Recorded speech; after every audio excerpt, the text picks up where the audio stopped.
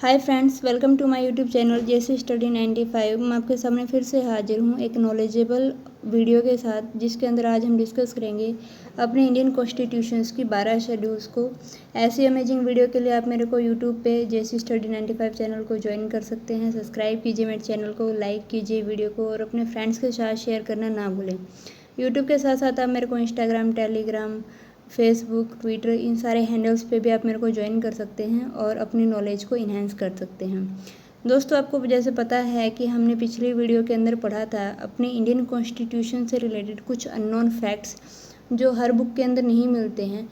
उसी सीरीज़ से हमने कहा था कि हम आगे चल के इन्हीं के ऊपर जो हमारे शेड्यूल्स हैं या फिर हमारे जो पार्ट्स हैं या फिर हमारे आर्टिकल्स हैं, उन्हीं को याद करने की छोटी छोटी ट्रिक्स और उनसे रिलेटेड जो स्टडी मटेरियल है जो हर किसी एग्ज़ाम में किसी न किसी क्वेश्चन के रूप में हमारे सामने आ जाता है, उन सारे क्वेश्चंस को ब्रीफ के अंदर हम पढ़ेंगे। अपनी वीडियो को स्टार्ट करते हैं। जैसा कि आपको पता है कि जब हमारा कॉन्स्टिट्यूशन लागू हुआ था तो उस टाइम पे हमारे कॉन्स्टिट्यूशन के अंदर केवल 8 ही शेड्यूल्स थे। कब की बात है ये? नवंबर 1949 की है, क्योंकि 26 जनवरी 1950 को हमारा कॉन्स्टिट्यूशन क्या हो गया था? लागू हो गया था। बाद में जो हमारा पहला कॉन्स्टिट्यूशनल अमेंडमेंट हुआ ना, यहाँ से आपके दो क्वेश्चन बनते हैं। पहला कॉन्स्टिट्यूशनल अमेंडमेंट कब हुआ और साथ के साथ उस अमेंडमेंट के अंदर क्या चीज़ जुड़ी, वो आपसे पूछ सकते हैं एग्जाम के अंदर। तो पहला जो कॉन्स्टिट्यूशनल अमेंडमेंट एक्ट हुआ और 1951 के अंदर हुआ और उस अमेंडमेंट के अंदर 9th शेड्यूल को जोड़ा गया। इसके बाद 1985 के अंदर 52 कॉन्स्टिट्यूशनल अमेंडमेंट एक्ट हुआ, जिसके अंदर 10th शेड्यूल को जोड़ा गया। साथ के साथ आफ्टर 7 ईयर्स 1992 के अंदर जब राजीव गांधी जी की सरकार जा चुकी थी, तो उस टाइम पे क्या किया गया? 2 कॉन्स्टिट्यूशनल अमेंडमेंट एक्ट हुए, 73 और 74, जिनके अंदर 11 और 12 इन दोनों शेड्यूल्स को हमारे कॉन्स्टिट्यूशन के अंदर क्या कर दिया गया? जोड़ दिया गया। तो आपको पता चल गया 8 पहले थे, फिर एक आया, फिर एक अमेंडमेंट हुआ और फिर 2 अमेंडमेंट हुए और इनके साथ जुड़ के कितने हो गए हमारे टोटल शेड्यूल्स? 12 शेड्यूल्स हो गए। मतलब हमारे इंडियन कॉन्स्टिट्यूशन के अंदर कितने शेड्यूल्स हैं? 12 शेड्यूल्स। आई होप सो कि आपको ये याद रहेगा कि कौन सा अमेंडमेंट कब हुआ और कब ये शेड्यूल्स ऐड हुए, क्योंकि एग्जाम में बन सकता है क्वेश्चन से। चलिए आगे चलते हैं। अब हम आगे याद करते हैं इन 12 शेड्यूल्स को याद करने की एक छोटी सी ट्रिक, एक छोटा सा सेंटेंस है, टीयर्स ऑफ ओल्ड पीएम। हाँ जी, टीयर्स ऑफ ओल्ड पीएम। इस एक सेंटेंस से हम अपने 12 शेड्यूल्स को आसानी से याद कर सकते हैं कि किस शेड्यूल्स के अंदर क्या क्या चीज़ें इंक्लूड हैं, मतलब किन से रिलेटेड डिटेल हमारे शेड्यूल्स के अंदर है, वो हमारे याद हो जाएगी।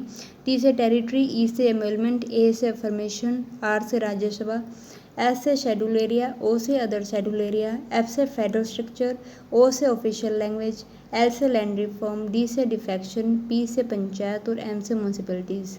Tears of old PM. यहाँ से हमारे 12 के 12 शेड्यूल्स निकल आएंगे। 12 alphabets is equal to 12 schedules. अब हम डिस्कस करते हैं हमारी इन शेड्यूल्स के अंदर कौन सी डिटेल दी गई है।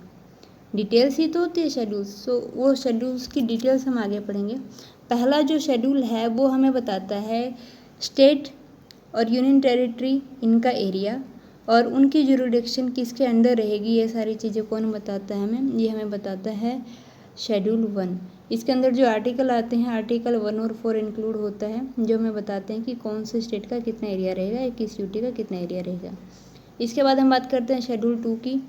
देखिए, टी से बनता है टेरिटरी, ई से आ जाता है एम्यूलमेंट। एम्यूलमेंट होता है अपॉइंटमेंट, कि किसकी अपॉइंटमेंट कैसे होगी, ये सारी चीज़ों का जो डिस्क्रिप्शन मिलेगा वो आपको किस में मिलेगा? आपको सेकंड शेड्यूल में मिलेगा। चाहे उसमें प्रेसिडेंट है, चाहे गवर्नर है, चाहे लेजिस्लेटिव असेंबली का स्पीकर है या चेयरमैन है, ये सारी चीज़ें कहाँ में मिलेंगी? आपको सेकंड शेड्यूल के अंदर मिलेगा।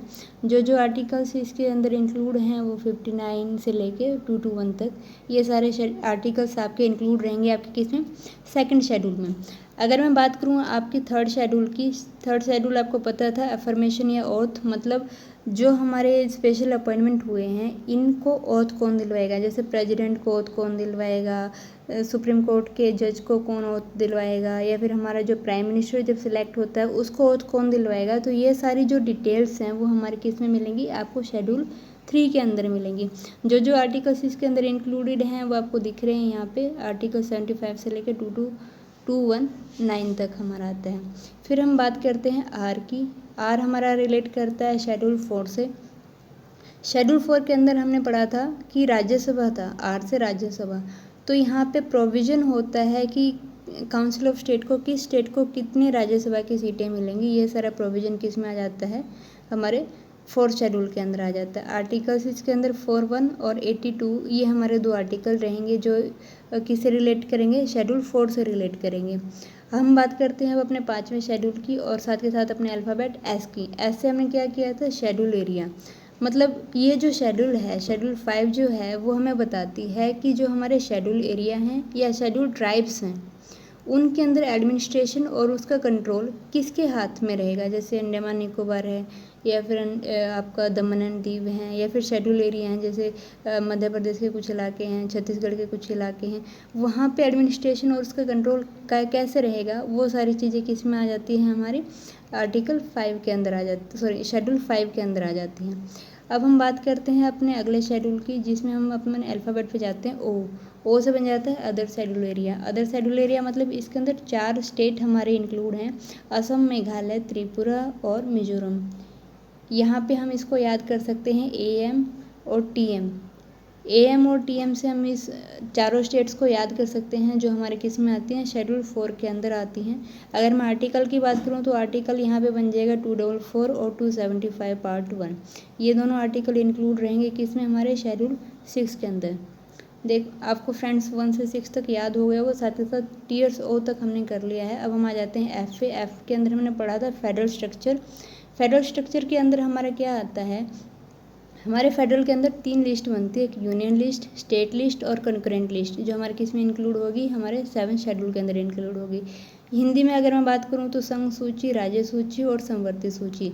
मतलब कौन से मुद्दे हमारे स्टेट गवर्नमेंट लेगी, कौन से मुद्दे हमारे सेंट्रल गवर्नमेंट लेगी और कौन से ऐसे मुद्दे होंगे जो दोनों स्टेट और सेंटर दोनों ही मिलकर पार्ट करेंगी। वो सारी चीज़ों की जो डिटेल है वो हमारे 7 शेड्यूल के अंदर आती हैं। फॉर एग्जांपल अगर मैं बात करूँ, जैसे पुलिस एक मुद्दा होता है, ये हमारा स्टेट का मुद्दा होता है। सेंटर का मुद्दा जैसे एजुकेशन के उसमें हम लगा सकते हैं। कॉन्करेंट के अंदर जैसे कोई फर्म आनी है या फिर कोई बिजनेस स्टार्टअप आना है जिसके अंदर दोनों स्टेट और राज्य दोनों का ही क्या होगा, सॉरी स्टेट और सेंटर दोनों का ही क्या करेगा, इन्वॉल्वमेंट रहेगा। वो सारी चीज़ किस में आ जाएंगी, शेड्यूल 7 में आ जाएंगी। आर्टिकल इसके अंदर इंक्लूड करता है 246। अगर मैं बात करूँ आपकी 8 शेड्यूल की, तो इसके साथ साथ मैं आपको बता दूँ कि हम यहाँ ऑफ तक पढ़ चुके हैं, टीयर्स ऑफ। अब हम आ जाते हैं ओ पे। ओल्ड PM के ऊपर बात कर रहे हैं। ये O है, ये L है, ये D है और P और M तक को भी बहुत सिंपल है। तो अब हम O की बात करते हैं। तो O के अंदर हमारा क्या था, ऑफिशियल लैंग्वेज था। मतलब हमारा जब संविधान लागू हुआ उस टाइम पे हमारी जो ऑफिशियल लैंग्वेज थी वो किस शेड्यूल के अंदर इंक्लूड कर रही हैं, शेड्यूल 8 के अंदर इंक्लूड कर रही है। साथ ही साथ जब हमारा संविधान लागू हुआ था उस टाइम पे हमारे यहाँ पे केवल 14 ही लैंग्वेज ऐसी थी जो ऑफिशियल लैंग्वेज थी। उसके बाद 21वां अमेंडमेंट हुआ और सिंधी लैंग्वेज को ऐड किया गया। 21st अमेंडमेंट के अंदर सिंधी लैंग्वेज को ऐड किया। उसके बाद 71 अमेंडमेंट हुआ जिसके अंदर 3 लैंग्वेजेस को ऐड किया गया, नेपाली, मणिपुरी और कोंकणी। मैंने इनको याद करने की ट्रिक भी रखी है, आप नमक से याद कर सकते हैं, N, M और K। आप नमक एक वर्ड याद कर लीजिए, आपको पता चल जाएगा कि 71 अमेंडमेंट एक्ट के अंदर कौन कौन से लैंग्वेज ऐड हुई हैं। इसके बाद हम बात करते हैं 91st अमेंडमेंट की, जिसके अंदर 4 लैंग्वेजेस को ऐड किया गया, बोडो, डोंगरी, संथाली और मैथाली। आप इनको ऐसे ही याद कीजिए। आप देखिए बोडो के अंदर डो है और डोंगरी के अंदर भी डो है, तो दोनों डो वाले किस में आ गए, 91st अमेंडमेंट में आ गए। और मैथिली के अंदर एली और संथाली के अंदर भी एली। एली से याद कर लीजिए कि जो एली और डोडो वाले हैं वो सारे किस में आ जाएंगे, 91st अमेंडमेंट एक्ट के अंदर आ जाएंगे। ठीक है दोस्तों, आपको याद हो जाएंगे ऑफिशियल लैंग्वेज स्टार्टिंग में कितनी थी और रिसेंटली कितनी है। ठीक है, इसके अंदर जो आर्टिकल इंक्लूड करते हैं वो आर्टिकल 3441 और 351, ये 2 आर्टिकल हैं जो हमारे ऑफिशियल लैंग्वेज से क्या करते हैं, कनेक्ट करते हैं हमें। टीयर्स ऑफ तक हम पढ़ चुके हैं। अब हम बात करते हैं ओल्ड PM में। O से हमने ऑफिशियल लैंग्वेज कर दिया। अब हम आते हैं L के ऊपर। L के अंदर क्या होता है, ये हमें क्या बताता है, ये प्रोविज़न देता है कि कौन से एक्ट को कहाँ लागू करना है और कैसे उस पर काम करना है, ये प्रोविज़न देगा। मान लो अगर कोई नियम लाना है कोई रूल पास करवाना है तो उसको पास करवाने का क्या प्रोसीजर रहेगा, क्या वो इनिशियल स्टेज में ही पास हो जाएगा या फिर उसके लिए कुछ प्रावधान, कुछ टैक्टिक्स की जाएंगी, जैसे सर्वे किया जाता है फिर उनको एनालाइज किया जाएगा। ये सारी चीज़ें का जो प्रोविज़न है किसी एक्ट को लागू करना और उसको लागू करने के लिए क्या क्या नियम बनाने, ये सारी चीज़ें किस में आ जाएंगी, हमारे एल में आ जाएंगी। आर्टिकल 31 इसके अंदर इंक्लूड होता है। इसके बाद हम बात करते हैं डी से क्या बनता है, D qualification, the qualification on ground of anti defection law, मतलब इसको हम बोलते हैं सिंपल भाषा में दल बदल नियम। इसको क्वालिफाई किया गया आर्टिकल 10 के अंदर, इसको ऐड किया गया।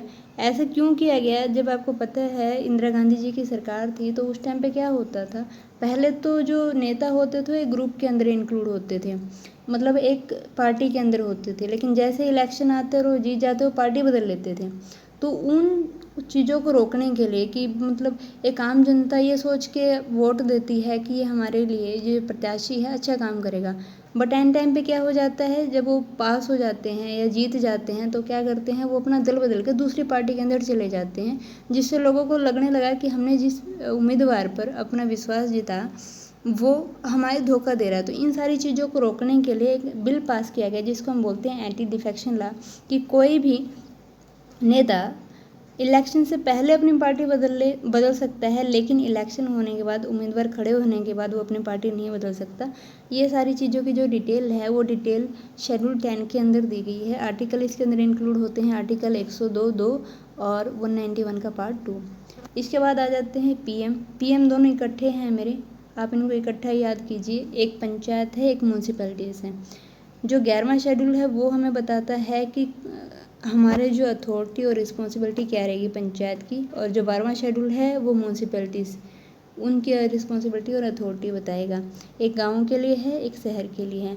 आर्टिकल 243 का पार्ट जी ये पंचायत के अंदर आता है, और आर्टिकल 243 का पार्ट डब्ल्यू ये हमारा म्यूनसिपैलिटीज़ के अंदर आता है। मतलब शहरों और गांव दोनों को क्या किया गया, दोनों के एरिया अलग कर दिए गए और इनके जो वर्किंग प्रोसीजर हैं वो भी अलग अलग कर दी, इसलिए यहाँ पे शेड्यूल 11 और 12 यहाँ पे मेंशन की गई है।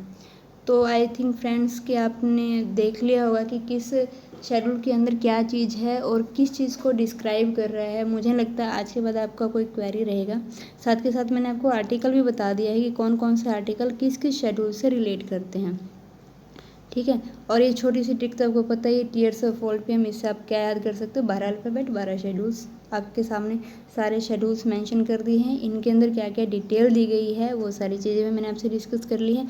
अभी इस वीडियो से मैंने स्टार्ट किया है एक नया सेगमेंट जिसके अंदर हम बोलते हैं एक क्वेश्चनारे सेगमेंट किया है, क्वेश्चन आंसर सेगमेंट किया है, कि हमने जो अब तक पढ़ा है वीडियो के अंदर उससे रिलेटेड कुछ जो एग्जाम्स में पूछे गए हैं क्वेश्चंस हम अपनी वीडियो के अंदर इंक्लूड करेंगे और आपको उनके आंसर देने पड़ेंगे। या तो आप मुझे कमेंट में डाल सकते हैं साथ के साथ, या फिर आप कमेंट में नहीं डालेंगे तो साथ के साथ आप आंसर सिलेक्ट कीजिए और आंसर बताइए मुझे किसका क्या बनता है। तो पहला जो क्वेश्चन है वो है which schedule deal with the appointment of important person. कौन कौन से इंपॉर्टेंट पर्सन हैं उनकी अपॉइंटमेंट को लेके कौन सा शेड्यूल हमें बताता है कि किसकी अपॉइंटमेंट कौन करेगा। तो बताइए कौन करेगा। अपॉइंटमेंट से रिलेटेड तो हमारा सिंपल सा था, क्या था, शेड्यूल 2, क्योंकि उसी के अंदर अपॉइंटमेंट हमने मेंशन की थी। शेड्यूल 3 के अंदर तो क्या था, शेड्यूल 3 के अंदर तो ओथ था, ओथ तो हो ही नहीं रही है, यहाँ पे तो क्या हो रही है, अपॉइंटमेंट हो रही है। तो हमारा आंसर क्या हो जाएगा, यहाँ पे शेड्यूल 2 हो जाएगा। इसके बाद आता है 8 शेड्यूल के अंदर क्या है। 8 शेड्यूल के अंदर मैंने बताया था ना टीयर्स ऑफ ओल्ड पीएम, आप उन चीज़ों को याद कर लीजिए, आपको टिप्स पे ही याद हो जाएगा कि किसके अंदर क्या है। केवल यहाँ पे 2 ही ओ हैं, एक ऑफिशियल लैंग्वेज का और एक अदर शेड्यूल एरिया का। ऑफिशियल लैंग्वेज वाला तो आपका 8 नंबर पे आ जाता है शेड्यूल, और ऑफिशियल लैंग्वेज सॉरी उसमें तो यहाँ पे आपका क्या बन जाएगा, ऑफिशियल लैंग्वेज बन जाएगा 8 शेड्यूल के अंदर, ठीक है। चलिए अगला क्वेश्चन हम करते हैं। अगले क्वेश्चन के अंदर क्या है हमारा, ये आता है which amendment is related to Panchayati Raj. हमने आपसे पढ़ा था ना कि शेड्यूल 12 और 11 इनके अंदर म्यूनसिपैलिटीज़ और क्या है, पंचायत हैं, लेकिन साथ के साथ अमेंडमेंट भी मैंने आपको स्टार्टिंग में करवाया था 73 और 74। तो 73 जो है वो मेरा रिलेट करता है पंचायती राज से, और 74 जो अमेंडमेंट है वो रिलेट करता है किससे, म्यूनसिपैलिटीज़ से, ठीक है। आप इस चीज़ को भी याद कीजिए, इसलिए मैंने उस चीज़ को ऐड किया गया है। इसके बाद अगला क्वेश्चन आता है which language is not an official language of India. Official language कौन सी नहीं है, आपको पता है बोडो भी थी, मणिपुरी भी थी, कन्नड़ भी थी, लेकिन इंग्लिश हमारी ऑफिशियल लैंग्वेज नहीं है। ठीक है, हमारी कितनी ऑफिशियल लैंग्वेज थी हमने पढ़ा था, हमारी कितनी ऑफिशियल लैंग्वेज है 22 हैं, जिनके अंदर इंग्लिश इंक्लूड नहीं होती है। ठीक है, तो आई होप सो फ्रेंड कि आपको ये सारी चीज़ें समझ में आई होंगी। ऐसी अमेजिंग वीडियो के लिए चैनल को सब्सक्राइब कीजिए मेरे को जेसी स्टडी 95 पे, फ्रेंड्स के साथ शेयर कीजिए, वीडियो को लाइक कीजिए और मुझे फेसबुक टेलीग्राम वगैरह पे ज्वाइन कीजिए, ताकि ऐसी अमेजिंग वीडियो मैं आपके लिए लाते रहूँ और आप अपनी जो नॉलेज है उसको बढ़ा के और कम्पिटिटिव एग्जाम के अंदर एक अच्छा स्कोर लाएँ। Thank you for watching.